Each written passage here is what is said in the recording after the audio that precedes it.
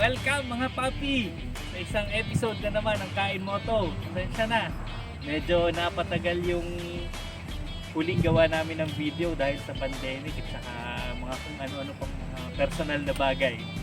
Pero ngayon, so i-review natin long-term review ulit ito, 1-year review nitong aking Skygo Earl 150.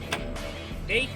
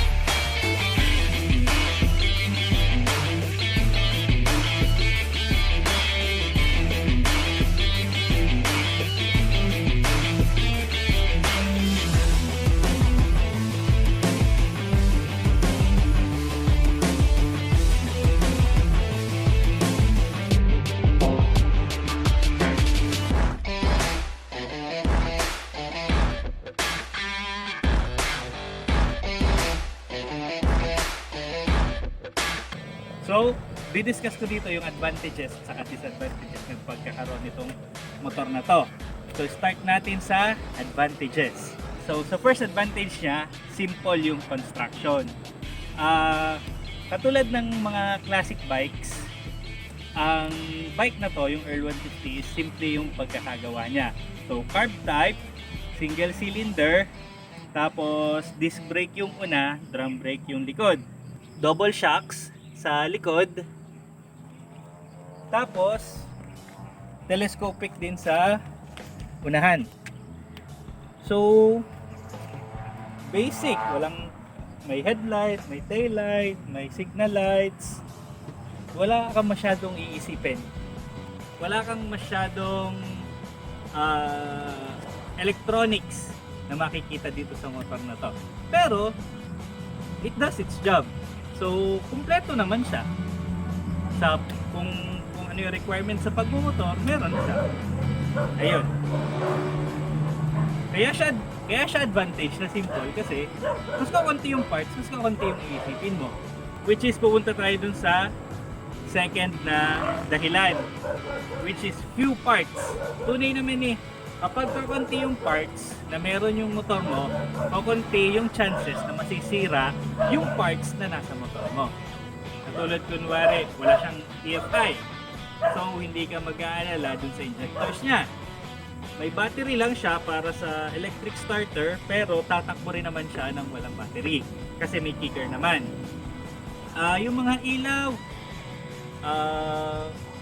basic na bulb, lahat, pati yung sa taillight, bulb din. So kahit sa tindahan, makakabili ka.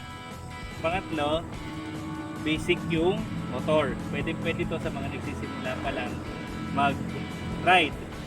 At saka dun sa mga ayaw na masyadong sakit sa ulo sa pagra-ride. Pangapat, easy to maintain. So dahil nga sa kakunti yung parts, kakunti yung kailangan mong alalahanin, basic yung motor, so madali siyang i-maintain. So, ang basic lang, mini-maintain lang dito langis. Change oil.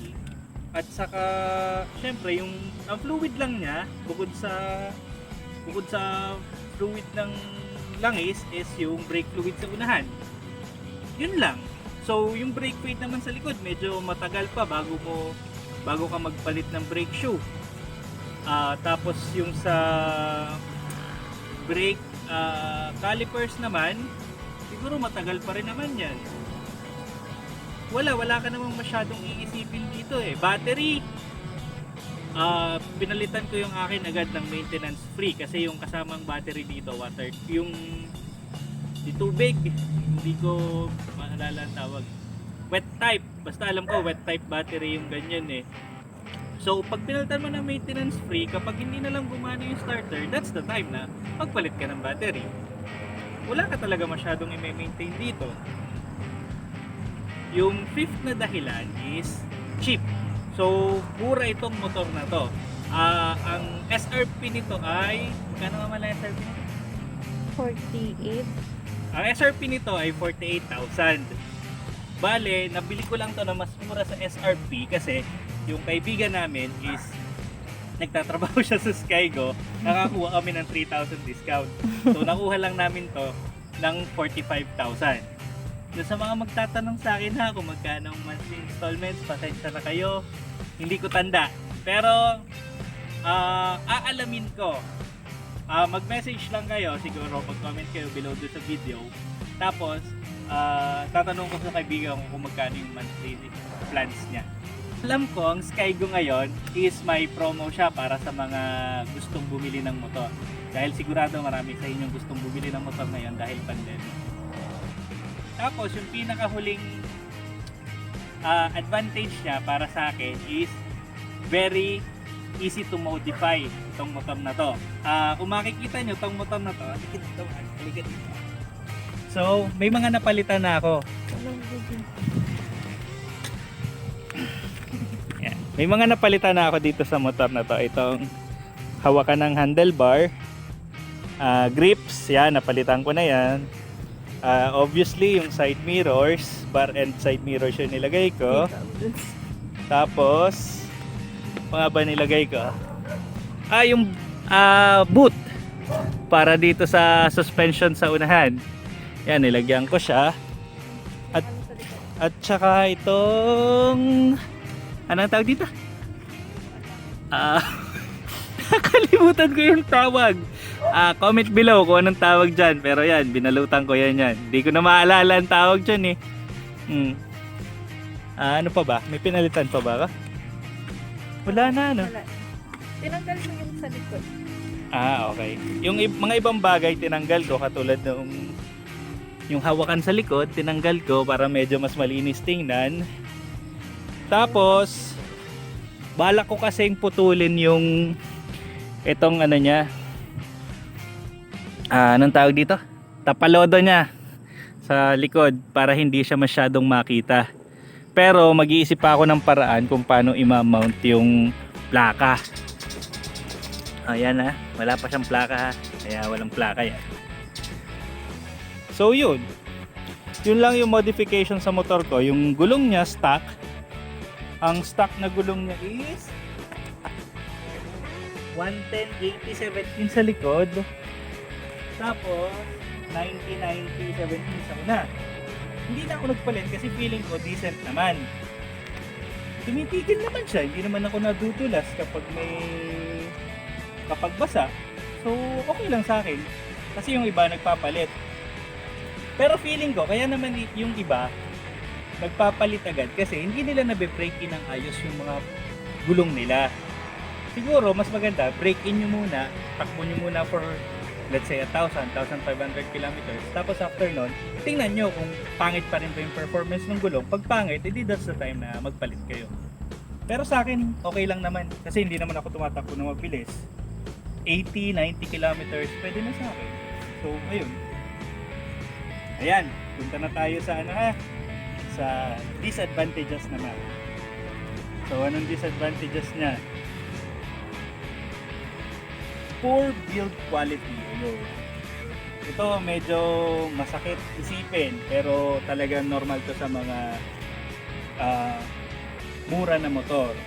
Yung expect nyo na hindi ganun kaganda yung pagkaka-assemble sa kanya. Kasi siyempre yung quality control nila hindi kasing ganda doon sa mga malalaking companies or baka naman yung equipments nila hindi specialized para doon sa pagbuhat ng mga motor na to. Let's say for example, paano ko naman nasabi? Kasi most of the time kapag kinuha nyo yung mga ganitong brand ng motor, kalalabas nyo pa lang mapapansin nyo agad na may mga screw, may mga bolts na maluwag. So ibig sabihin, from the factory, hindi siya nasikipan ng ayos.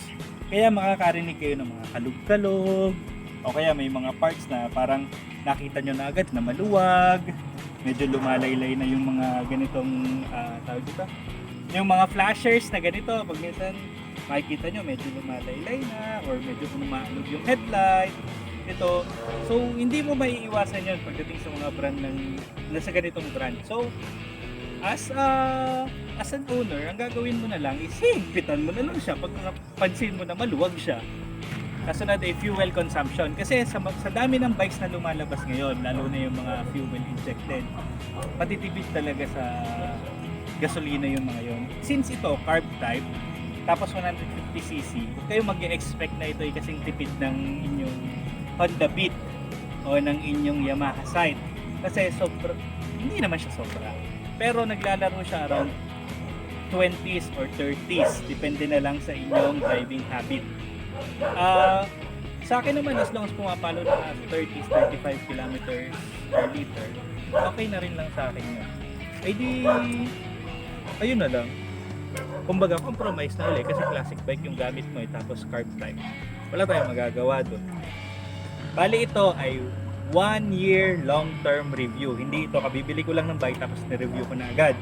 So, 1 taon na sa akin mahigit yung bike. Binili ko siya in September 2019. So ngayon ay October 2020, so more than a year na. Mababa yung mileage niya kasi napa-stock naman siya sa akin ng hindi naman ganyong katagal, pero hindi ko siya talaga masyadong nagagamit. And napansin ko agad, ito ha, buhayin ko. Na matigtig. Hindi. Buhayin ko ha, hindi gumagana ang brake light. At ayan na, bubahin ko, hindi rin gumagana ang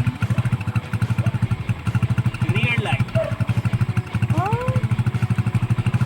Gumagana lahat yan, pero kahit ipreno ko, hindi rin talaga gumagana. Isipin nyo naman, for 700 kilometers, may issue na agad siya sa electrical. Feeling ko kasi nga, cheap yung pagkakagawa niya.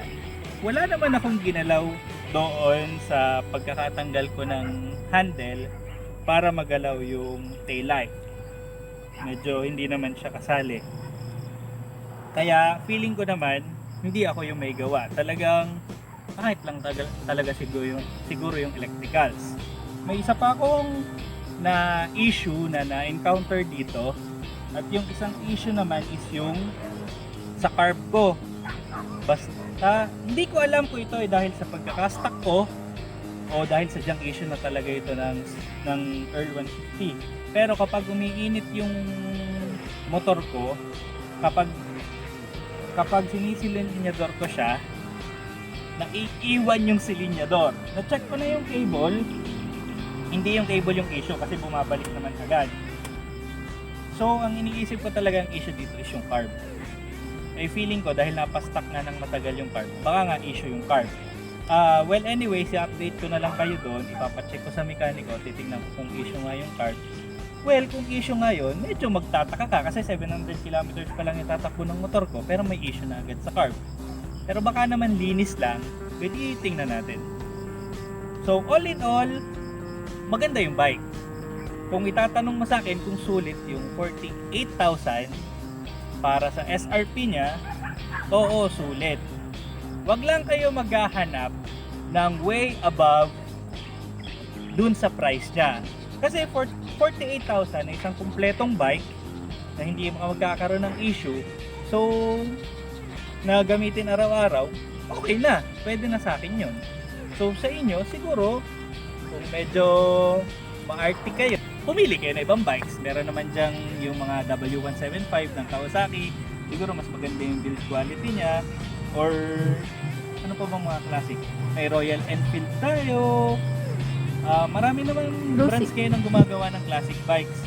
Kaya, so at this price range, sapat na siya. At saka siya yung pinakamurang classic bike na mabibili nyo ngayon. Kung nag-expect kayo ng mas mataas pa, go for a higher brand, or kung mahilig naman kayo mag-modify, modify nyo na lang yung bike. Pero as is, wala kang magiging problema. So, ayun. Yun muna ha. So, kung may questions kayo tungkol dito sa review ko, so, ay comment nyo na lang down below. Okay? So, yun muna. By the way, kaya ito yung medyo stuck pa kasi may mga projects pa tayong gagawin dito. Soon. Medyo... Abangan. Abangan nyo muna. Surprise yung gagawin namin dito. Hindi yung motor ang i-modify natin. Pero lalagyan natin ng accessories na medyo malaki. Okay? So, see you!